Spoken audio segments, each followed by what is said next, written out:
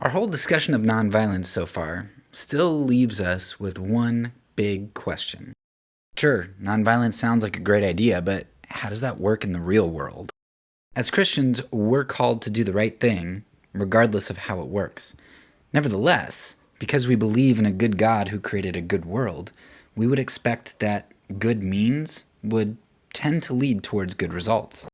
But what can nonviolence do against empires and Nazis and dictators?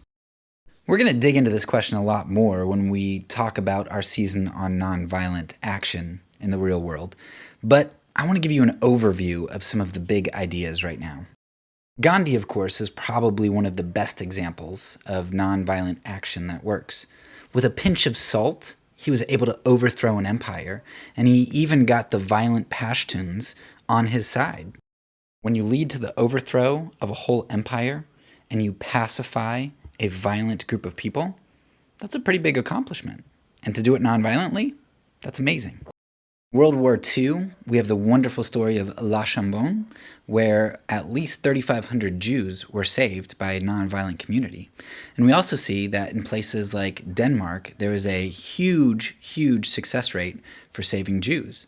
And then in Bulgaria, we have another huge success rate of saving Jews when you had Orthodox priests and other people willing to forge baptismal certificates and even lay down in front of trains that were going to deport people to the concentration camps.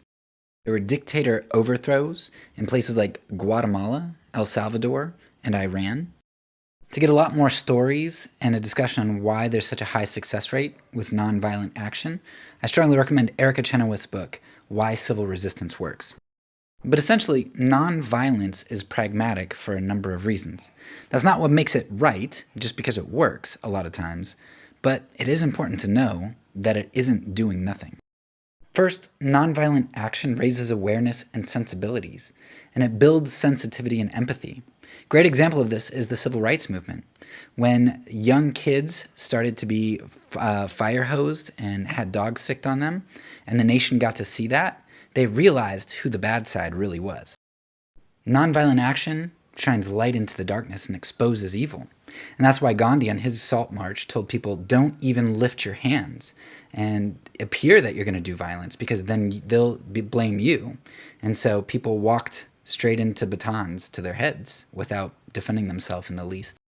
Nonviolent action reduces the problem of cyclical violence and encourages reconciliation, which makes the results longer lasting. Finally, being unarmed tends to disarm your opponents, and they're more likely to listen.